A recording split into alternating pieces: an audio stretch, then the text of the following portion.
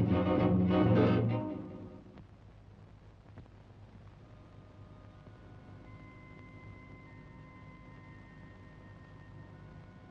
ക്ഷമിക്കൂ. ഞങ്ങൾ പോലീസുകാർക്ക് കുറ്റവാളികളെ കണ്ടുപിടിക്കാൻ പല മാർഗങ്ങളും വേണ്ടിവരും. അതിലൊന്നാണിത്. പേടിക്കണ്ട, ഞാനൊന്നും ചെയ്യില്ല. എന്നെ വിശ്വസിക്കൂ. നിന്നെപ്പോലെ സഹോദരിമാർ എനിക്കുമുണ്ട്. എങ്കിലും ഇതുപോലൊരു അച്ഛനില്ലാതിരുന്നത് ഭാഗ്യം. എനിക്ക് ചില വിവരങ്ങൾ അറിയാനുണ്ട്.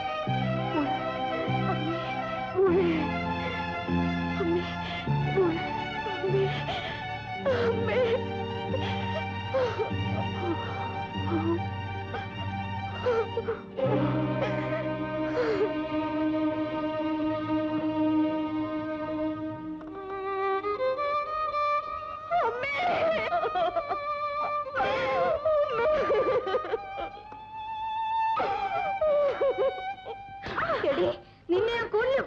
കുടുംബത്തിന്റെ മാനം കളഞ്ഞ് നീ ഇനി ജീവിച്ചിരിക്കണ്ടപ്പോ. ഈശ്വര, ഇത്രയേറെ ശിക്ഷ തരാൻ ഞാൻ എന്ത് തെറ്റ് ചെയ്തു?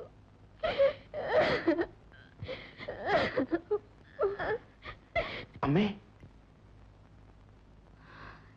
എടാ, നീ ചതി എന്നോട് ചെയ്യുമെന്ന് ഞാൻ കരുതിയില്ല. സ്വന്തം മകനെ പോലെയാണ് ഞാൻ നിന്നെ കരുതിയത്. എന്നിട്ടാണ് നീ അമ്മേ ശിവേട്ടൻ. നന്ദിനി, നീ ഒന്നും പറയണ്ട. എന്നാ വിളിച്ചോണ്ട് പോടാ അവളെ. അമ്മേ, സമാധാനപ്പെടും. എല്ലാത്തിനും വഴിയുണ്ടാക്കാം. എടാ, ഞങ്ങളുടെ കുടുംബത്തിൽ ഇന്ന് വരെ ഒരു പെണ്ണും പഴച്ചിട്ടില്ല. ഇപ്പൊ അതും സംഭവിച്ചു. എല്ലാത്തിനും കാരണം നീയാണ്. അമ്മേ, നന്ദിനിയുടെ വയറ്റിൽ കിടക്കുന്ന കുഞ്ഞിന്റെ അച്ഛൻ ആരായാലും അവളെ വിവാഹം കഴിക്കും. എനിക്കല്പം സമയം തരും.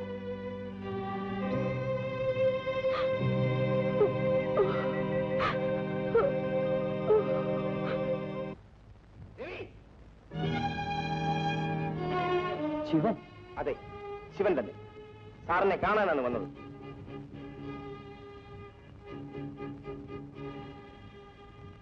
നന്ദിനിക്കുട്ടി ഗർഭിണിയാണ്. ഓ, അത് ഈ നാട് മുഴുവൻ പറയുന്നതല്ലേ? ഞാൻ പറഞ്ഞു. നാട് മുഴുവൻ അറിഞ്ഞത് നന്ദിനിക്കുട്ടിയെ പറ്റി മാത്രമാണ്. നിന്നെ പറ്റി അറിഞ്ഞില്ല. അതിന് ഞാനെന്ത് വേണം? അവളെ വിവാഹം കഴിക്കണം. അയ്യോ, നീ ഗർഭിണിയാക്കിയ പെണ്ണിനെ ഞാൻ വിവാഹം കഴിക്കണമെന്ന്? രവി, പോയി വേറെ വല്ല ജോലിയും നോക്കാശാനെ. തനിക്ക് സൗകര്യമുള്ളതും ഉണ്ടായിരിക്കും. ഭർത്താവില്ല ഗർഭം ധരിക്കുന്ന സ്ത്രീകളൊക്കെ വിവാഹം കഴിച്ചു കൊടുക്കാമെന്ന് താനെന്താ കരാറെടുത്തിട്ടുണ്ട്?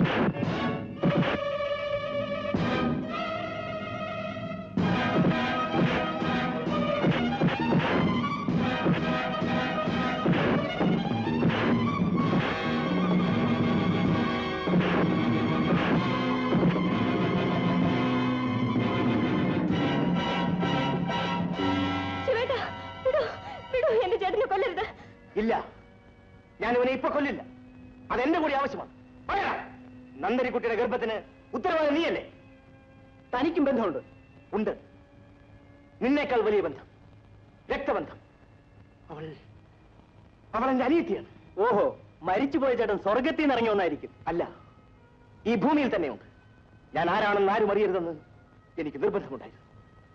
പക്ഷേ എന്റെ അനിയത്തിയുടെ കണ്ണീര് തുടയ്ക്കാൻ, എന്റെ അമ്മയുടെ മനോവേദന അകറ്റാൻ ഞാൻ സത്യം പറയുന്നു. ഞാൻ സുധാകരനാണ്. എടാ, നിന്റെ പഴയ കളിക്കൂട്ടുകാരനായ സുധാകരൻ. സുധാകരനോ? അതെ. പണ്ട് അമ്പലത്തിൽ നിന്ന് തങ്കവിഗ്രഹം മോഷിച്ച് നിന്റെ അച്ഛനും വെളിച്ചപ്പാടും ചേർന്ന് എന്റെ അച്ഛനെ വെള്ളത്തിൽ മുക്കിക്കൊന്നു. അത് കണ്ടുനിന്ന് ഞാൻ ഭാഗ്യം കൊണ്ട് മാത്രം രക്ഷപ്പെട്ടു. ഞാൻ ജീവിച്ചിരുന്നാൽ ഉണ്ടാകാവുന്ന അപകടത്തെ ഭയന്ന് എന്റെ കുടുംബത്തെ കൂട്ടക്കൊല ചെയ്യാൻ എന്റെ അച്ഛൻ തീരുമാനിച്ചു.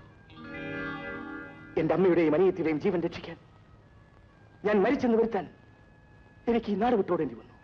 ഞാൻ തിരിച്ചു വന്നത് നിന്റെ അച്ഛനെ ഇഞ്ചിഞ്ചായി കൊന്ന് പകരം വിട്ടാനാണ്. പക്ഷെ ഞാനിവിടെ വരുമ്പോഴേക്കും അയാൾ ഈ നാടിന്റെ ചക്രവർത്തിയായി കഴിഞ്ഞിരുന്നു. പ്രതികാരത്തെക്കാൾ വലുതാണ് എനിക്ക് എന്റെ അനിയത്തിയുടെ ജീവിതം. അതുകൊണ്ട് മാത്രമാണ് ഞാൻ എല്ലാം തുറന്നു പറയുന്നത്. രവി, ഒരു ദിവസത്തെ സമയം ഞാൻ നിനക്ക് തരുന്നു, 24 മണിക്കൂർ. അതിനുള്ളിൽ എന്റെ പെങ്ങളെ രക്ഷിക്കാൻ നീ തയ്യാറായില്ലെങ്കിൽ ഒരിക്കൽ കൂടി നമ്മൾ ഇതുപോലെ കണ്ടുമുട്ടേണ്ടി വരും. ഞാൻ പോകുന്നു.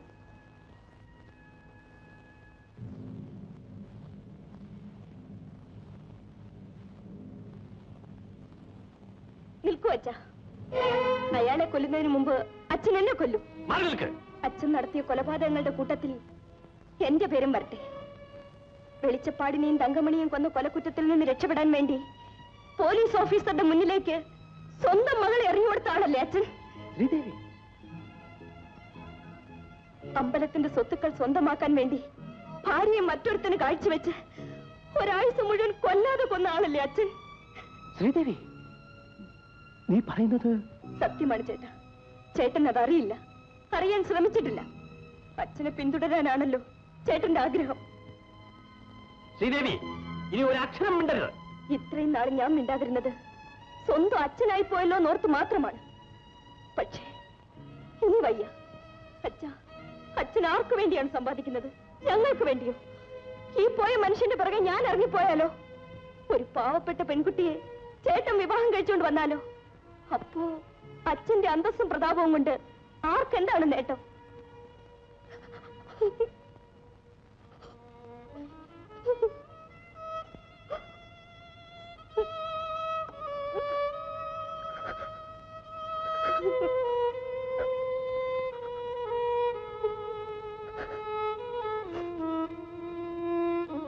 അനീതി, ക്ഷമിക്കൂ. ഒന്നും മനസ്സിലാക്കാൻ ശ്രമിക്കാതെയാണ് ഇതുവരെ ഞാൻ ജീവിച്ചത്.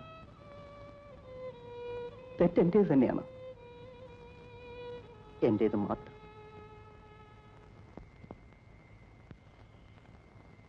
തങ്കപ്പൻ ഇവിടെ? ഞാൻ ലോക്കപ്പിന് ചാടി വരിക സാർ. നാളെ എന്നെ കോടതിയിലേക്ക് അയക്കും. ജയിലിലടച്ചാ പിന്നെ തിരിച്ചു വരാൻ കഴിയുമെന്ന് എനിക്കറിയില്ല. അതിനു മുമ്പ് എനിക്കൊരു ആഗ്രഹം സാധിക്കാനുണ്ട്. ഇത്രയും കാലം ഞാൻ മറ്റുള്ളവർക്ക് വേണ്ടിയേ ജോലി ചെയ്തിട്ടുള്ളൂ. ഇന്ന് എനിക്ക് വേണ്ടി എന്തെങ്കിലും ഒന്ന് ചെയ്യണം. നീ എന്തൊക്കെയാണ് ഈ പറയുന്നത്? ഞാൻ ആ മുതലാളിയെ കൊല്ലും. ചെയ്യാത്ത കുറ്റം അവൻ എന്റെ മേലടിച്ചേൽപ്പിച്ചു. ഇനി അയാൾ ആരെയും വഞ്ചിക്കാൻ പാടില്ല. അവനെ ഞാൻ കൊല്ലും. അരുത് തങ്കപ്പൻ, തങ്കപ്പന്റെ കൈ കൊണ്ട് ചെയ്യരുത്. നിന്നേക്കാൾ വലിയ ശത്രുക്കൾ അയാൾക്ക് വേറെ ഉണ്ടല്ലോ. തിരിച്ചു പോകും, നിനക്ക് ഞാനുണ്ട്. സാറേ, ലക്ഷ്മിയമ്മയെ നന്ദിനിക്കുട്ടിയും മുതലാളി കാറി കയറ്റി കൊണ്ടുപോയി. വളരെ വർഷങ്ങൾക്ക് മുമ്പേ നിങ്ങൾ മരിക്കേണ്ടതായിരുന്നു. ഇത്രയും കാലം ജീവിച്ചത് തന്നെ എന്റെ കണക്ക് കൂട്ടൽ അല്പം പിഴച്ചത് കൊണ്ട് മാത്രമാണ്. തിരുമേനി വെള്ളത്തിൽ വീണ് മരിച്ച ദിവസം തന്നെ സുധാകരനും മരിച്ചുപോയി എന്ന് ഞാൻ വിചാരിച്ചു. അല്ലെങ്കിൽ അന്ന് രാത്രി തന്നെ നിങ്ങളുടെ എല്ലാം കഥ കഴിക്കുമായിരുന്നു. അച്ഛനെ കൊന്നതിന് എന്നോട് പ്രതികാരം ചെയ്യാൻ സുധാകരൻ ശിവനായി തിരിച്ചു വരുമെന്ന് ഞാൻ കരുതി. സുധാകരനോ? അല്ല, ശിവൻ. അറിയില്ലായിരിക്കും. അപ്പോൾ അമ്മയും മകനും ചേർന്നാണ് ഈ നാടകം നടത്തിയത്, അല്ലേ? ഇനി എന്നെ കളിപ്പിക്കാമെന്ന് വിചാരിക്കണ്ട. ഇന്ന് നിങ്ങളുടെ അവസാനത്തെ ദിവസമാണ്. എന്റെ മോൻ. എന്താ, മോനെ കാണണോ? ഇത്രയും നാൾ കൂടെ താമസിപ്പിച്ച് വച്ചോളമ്പി കൊടുത്തത് പോരെ? ഇത് അവന്റെയും അവസാന രാത്രിയാണ്. ഇനി പറയാനുള്ളതെല്ലാം അങ്ങ് സ്വർഗത്തിൽ വെച്ച് കണ്ട് പറഞ്ഞാൽ മതി. നിനക്കെന്റെ മരുമകളായിട്ട് വന്ന് കയറണം, അല്ലേ? എന്തായാലും നീ മിടിക്കുക. രവിയുടെ കുഞ്ഞാണ് നിന്റെ വയറ്റിൽ കിടക്കുന്നതെന്നുള്ള സത്യം നീ പുറത്താരോടും പറഞ്ഞില്ലല്ലോ. ഇനി ഏതായാലും വൈകിക്കണ്ട. ഇതാ തിരികൊളുത്തു.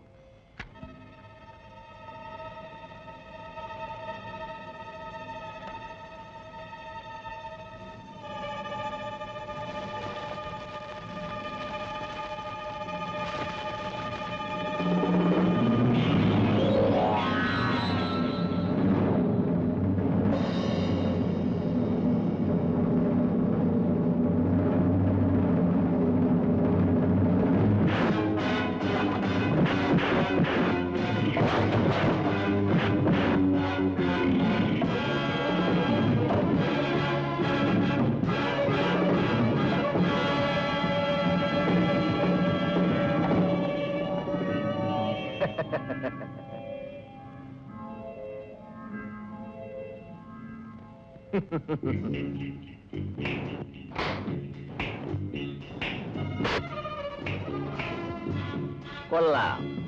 സുധാകരന് സാക്ഷാൽ ശിവന്റെ ശക്തി ഉറക്കിട്ടിട്ടുണ്ട്. പക്ഷേ നിന്നെ പോലെ 1000 പേര് വന്നാലും കൊട്ടാരത്തിൽ പരമേശ്വരൻ പിള്ളയ്ക്ക് പുല്ലാണത്. നീ കൊട്ടാരത്തിൽ പരമേശ്വരൻ പിള്ള മുതലാളിയായത് എന്റെ അച്ഛനെ കൊന്ന് അമ്പലത്തിലെ വിഗ്രഹം മോഷ്ടിച്ചിട്ടാണ്. അന്ന് അത് കണ്ടു നിൽക്കാൻ എനിക്ക് കഴിഞ്ഞു. എന്റെ അമ്മയുടെയും പെങ്ങളുടെയും ജീവൻ രക്ഷിക്കാൻ വേണ്ടിയാണ് അന്ന് ഞാൻ ഈ നാട് വിട്ടോടിയത്. ഇപ്പൊ തിരിച്ചു വന്നല്ലോ, എന്നിട്ട് എന്തേ രക്ഷിക്കാഞ്ഞ്? അമ്മയും പെങ്ങളുമല്ലേ, ചെന്ന് രക്ഷിക്കേ. ചതിച്ചു കൊല്ലാൻ ഏത് ഭീരുവിനും കഴിയുമടാ. എനിക്ക് വേണമെങ്കിൽ നിന്നെ ആദ്യം കണ്ട നിമിഷം തന്നെ കൊല്ലാമായിരുന്നു. പക്ഷെ ഞാൻ കാത്തിരുന്നത് നിന്നെ തോൽപ്പിച്ചു വീഴ്ത്താനാണ്. തോറ്റതാരാണെന്ന് ഇപ്പൊ മനസ്സിലായില്ലേ? നോക്കി നിൽക്കാതെ തിരികെത്തിക്കേ. 3 പേരും കൂടി ഒന്നിച്ച് ഭരിക്കട്ടെ.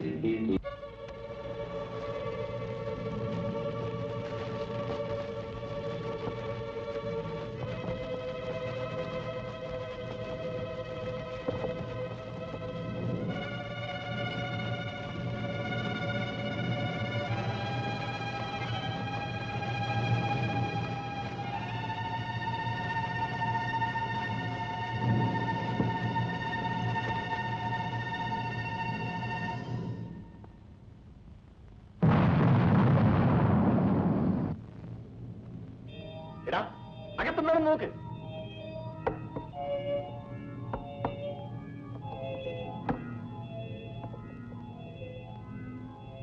അമ്മേ, മോനെ, അമ്മേ, അമ്മേ.